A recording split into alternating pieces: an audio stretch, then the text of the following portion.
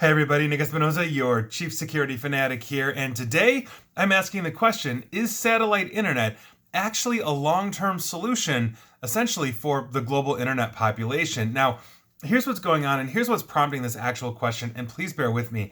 I actually am coming down with something again, I think, so here we are. I've had a lot of presentations today, maybe that was part of it, but anyway, this is what's going on. A geomagnetic storm has doomed dozens of SpaceX satellites essentially to a fiery demise by preventing them from reaching their final orbit. Now here's what's going on. 40 of the 49 Starlink satellites that were launched basically by SpaceX last week are now set to disintegrate as they deorbit and now burn up in Earth's atmosphere.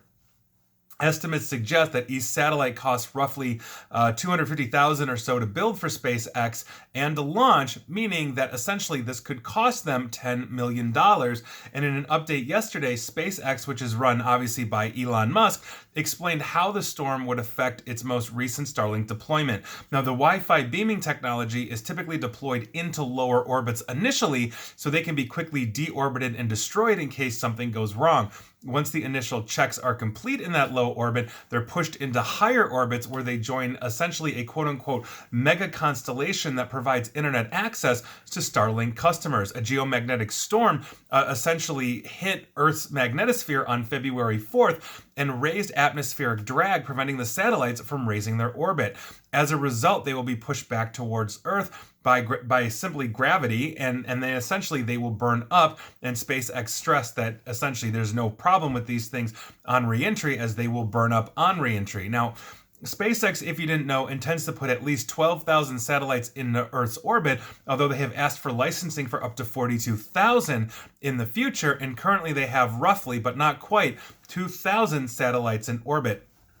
Geomagnetic storms, if you didn't know, are triggered when the sun basically spews out charged particles that interact with the Earth's magnetic field. These kinds of storms can disrupt satellites, in extreme cases, mess with things like GPS systems, shut down power grids, or worse. Now, astronomers have been wondering why SpaceX went ahead with last week's launch from the Kennedy Space Center, giving that impending storm. Essentially, if you knew the storm was coming, why would you launch $10 million plus worth of satellites into orbit? And here we are. Now, I think this is actually really interesting because one of the things that we have with essentially satellite internet is the promise that if satellite internet is able to blanket the globe, it would be much less expensive to essentially bring internet to places that don't have internet. And that is actually a boon overall for society. Those that are not on the internet oftentimes tend to be in rural areas and tend to be extremely poor. And if they don't have the ability to or the ability or means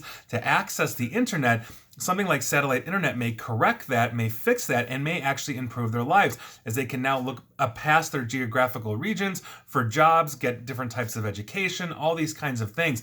This is ultimately a good thing, and I think satellite infrastructure is a good thing as well, but we also have to understand that there's a balance between low orbit satellites and traditional satellite internet that we've seen, and that tends to be the latency. And if you're not familiar with what latency is, it's simply this.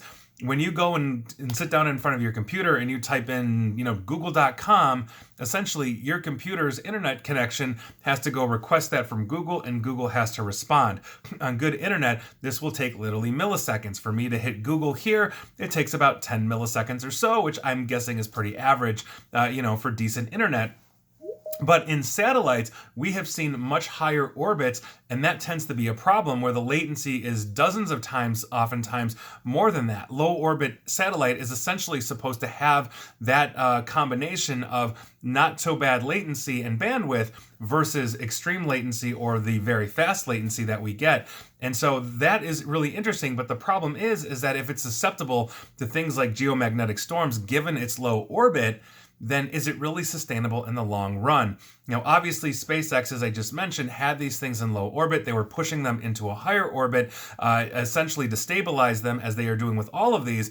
But nevertheless, if we have bad storms here, that could potentially, geomagnetic storms, that could potentially cause outages on the internet, therefore making satellite internet less reliable than ground internet. And don't get me wrong, basically the wires in the ground, the fiber optic cable can be cut, there can be floods, there can be all these things that can knock out the internet on the Earth itself. So it's not like satellite is unique in having problems here, but I think it's an interesting question that we have to have. Overall, I like satellite internet. I think that looking at all this low orbit satellite internet, I think is going to be great.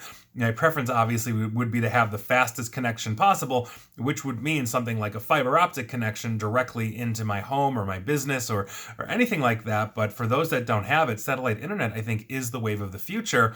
But I think we're going to hit these rough spots. And I would also like to know why Starlink essentially, or SpaceX, I should say, essentially launched these satellites when the entire astronomical community knew that these storms were coming. That doesn't seem like a good way to spend $10 million, if you will. So I'm curious to know your thoughts on this. Like I said, overall, I think satellite internet is here to stay. I think that's a good thing, but I think there's room for improvement. And as technology advances, that innovation, I think, will help stabilize these things, hopefully during the worst magnetic storms as we continue to see these expand. And please like, share, follow me here on Facebook and Twitter at NickAESP. And please feel free to subscribe to me at YouTube as well. And as always, stay safe, stay online, and please stay private. Thanks, everyone.